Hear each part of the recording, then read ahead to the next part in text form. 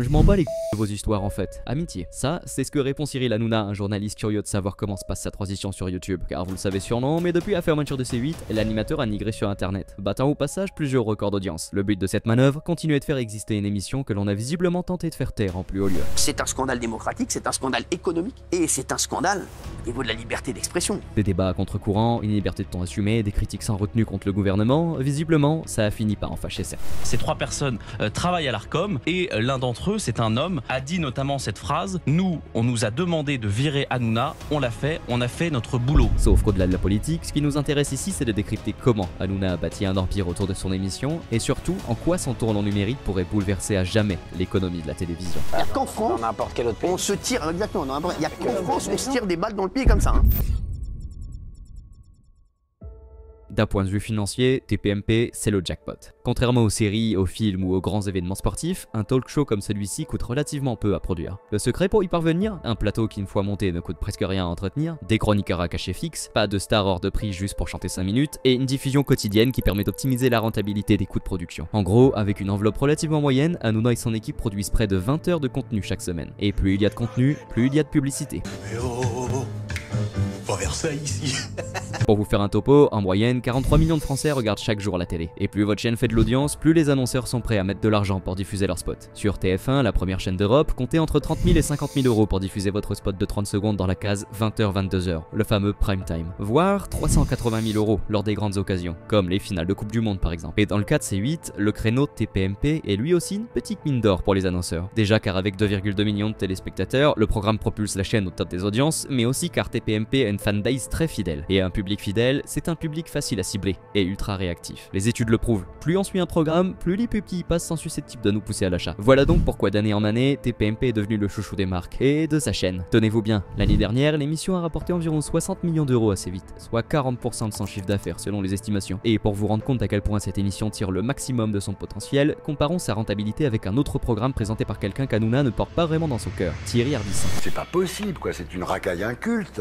C'est un type qui n'a aucune éducation. Non mais, je veux dire, c'est scandaleux. Enfin, moi, je sais pas, est-ce qu'il y a que moi que ça révolte? En 2016, Hanouna a déclaré qu'une émission lui coûtait 70 000 euros à produire, 90 000 en comptant tous les frais annexes. Dans le même temps, et sur la même chaîne, un enregistrement de Salut les Terriens coûtait 180 000 euros pour une audience moindre et donc des revenus publicitaires plus faibles. Ce qui n'a pas empêché Ardisson de quitter C8 car il trouvait que 180 000 par émission, c'était low cost. Et Ardisson ne veut pas faire de low cost. Mais au-delà de cette rentabilité, le vrai génie du modèle TPMP, c'est sa diffusion. Comprenez bien, la télé et internet ont beau être des rivaux sur le papier, en réalité, rien ne les empêche de marcher main dans la main. Et déjà avant son virage sur internet, l'animateur avait déjà compris le pouvoir du combo télé-internet. Comment? En postant en ligne des extraits de ses émissions. C'est ce qu'on appelle le recyclage de contenu. Une stratégie logique dans le cap de Cyril Hanouna. Après tout, TPMP étant produit par H2O, sa société de production, pourquoi se priverait-il d'en diffuser des extraits sur les réseaux? D'autant qu'il suffit qu'un extrait sorte pour qu'il buzz et soit commenté de toutes parts, que ce soit par Monsieur Tout le Monde ou par la classe politique. Et puis, dans tous les cas, un bad buzz, ça reste un buzz. Si t'es député, c'est grâce à nous. Si t'es député, c'est grâce à nous. Mais t'as voté pour moi, toi? Si t'es député, c'est grâce à nous. Résultat, l'émission existe avant, pendant et après sa diffusion. Un genre de buzz en continu qui donne envie aux anciens de rester et aux nouveaux de revenir. Voilà qui explique pourquoi TPMP reste l'un des programmes les plus rentables de la TNT, malgré ses polémiques. Polémiques qui ne sont d'ailleurs pas un frein au développement de l'émission. Au contraire, les polémiques, c'est justement ça, le sel de cette émission. Plus il y a de clash, plus on en parle, plus grand public s'intéresse. La preuve, même quand l'Arcom sanctionne TPMP, l'émission fait encore plus parler d'elle. Résultat, alors que certains ont voulu faire taire la chaîne, on n'en a jamais autant entendu parler. D'ailleurs, pour l'anecdote, on appelle ça l'effet Streisand. Un paradoxe bien connu qui dit que plus on tente de censurer une information, plus on en parle. Ce terme vient d'un incident survenu en 2003, quand la chanteuse Barbara Streisand avait tenté de faire retirer une photo de sa maison d'un site internet.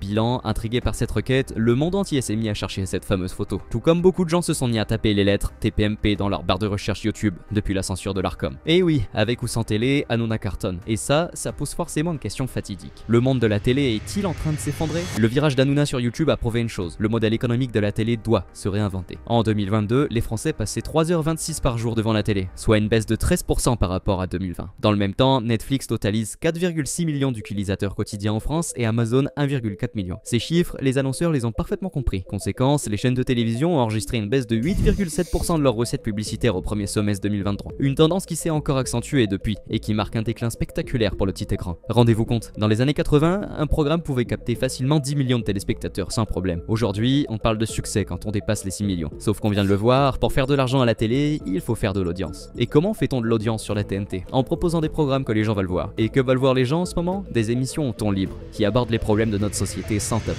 Je suis pas garde des Sceaux, ni ministre de la Justice, et c'est vrai que je pense que je travaille un petit peu plus qu'eux. Le problème, c'est que faire ça aujourd'hui, c'est prendre le risque d'être la cible de l'Arcom. Tout comme touche pas à mon poste justement. Du coup, cette guerre affichée entre les deux entités montre bien qu'on ne peut pas faire ce qu'on veut à la télé. Bon, en un sens, c'est tant mieux, car personne n'a envie de voir des horreurs diffusées en direct, mais les sanctions imposées à la chaîne posent tout de même des questions. L'Arcom est un comité restreint, dont les membres ne sont pas élus démocratiquement, mais placés par le président de la République. Alors de là à penser qu'elle prend directement ses ordres de l'État, il n'y a pas des kilomètres. D'où les comparaisons qui fleurissent entre l'Arcom et l'ORTF, l'instance qui gérait la mainmise de l'État sur les ondes jusqu'en 1975. Messieurs les censeurs, bonsoir. Seulement, ce conflit pourrait bien décourager les autres chaînes d'adopter le même temps de parole et les mêmes débats. Or, sur internet justement, vous devez évidemment respecter certaines règles, mais vous restez votre propre patron, et vous pouvez mener les débats comme vous le sentez, sans craindre une éventuelle sanction financière. Par contre, on peut toujours vous mettre des bâtons dans les roues quand vous dites trop de vérité, et on sait de quoi on parle en l'occurrence. Alors pour être sûr de ne rater aucune de nos vidéos, pensez à activer la cloche. Bon, deuxième problème pour la télé, cette fois-ci plus structurel, les jeunes regardent 7 fois moins la télé que leurs aînés.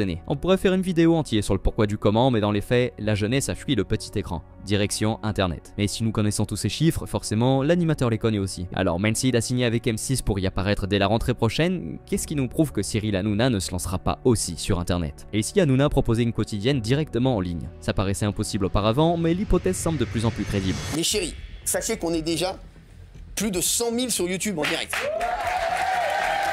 Hanouna, comme son public, sont en quête de liberté de ton et de parole. Et on vient de le voir, de plus en plus, la liberté d'expression, c'est sur internet que ça se passe. Alors imaginez une Hanouna TV reposant sur le business plan suivant. Du lundi au vendredi, Hanouna propose une émission diffusée gratuitement sur YouTube et Dailymotion. Cette émission à l'aine du monde, donc des annonceurs prêts à diffuser des placements de produits. Bien sûr, tout ça doit être fait dans les règles de l'art, pas comme la première de l'émission qui n'est d'ailleurs plus trouvable en replay sur internet. Mais quand on sait que le record de placement de produits au sein d'un même film est de 109, et que certaines marques sont prêtes à payer des milliers d'euros pour une simple apparition de quelques secondes, on se dit que si Hanouna sait se montrer prudent, tout est permis. Deuxième point, comme l'émission est gratuite, on peut penser que certains seraient prêts à payer un abonnement pour du contenu premium. Dites-vous que si, sur les 2 millions de fidèles de l'émission, rien qu'un % prenait un abonnement à 5 € mensuel, ça chiffrerait tout de même à 200 000 € par mois de rentrée. Pas de quoi rapporter 60 millions par an certes, mais entre les placements de produits, les revenus générés par la chaîne et les abonnements, on est en droit de penser que TPMP peut s'adapter tout doucement. D'autant que ce coup-ci, il n'y aura pas d'Arcom pour dispenser ces amendes, dont le total payé par C8 s'élève tout de même à 7 millions d'euros. Enfin, encore une fois, si nous avons pensé à ce business plan, alors Hanouna aussi, y a certainement songé. Alors c'est sûrement trop tôt pour se rendre compte, mais l'animateur est sûrement en train de briser la barrière entre le petit écran et celui de notre smartphone. Oui, c'est peut-être bien le début de la fin pour la télé comme on la connaît. Et puis, même si ça ne marche pas pour l'animateur, on ne se fait pas de soucis pour lui. Il lui restera toujours ses sociétés, son contrat sur M6 et son bon flair en matière de maison. Car même si on en parle peu, il paraît qu'il est un as de l'immobilier. D'ailleurs, si vous aussi ce sujet vous intéresse, on vous dévoile les dernières tendances du marché dans cette vidéo. On vous met le lien dans la description. En tout cas, une chose est sûre, Cyril Hanouna fait définitivement partie des personnalités clivantes de la télé.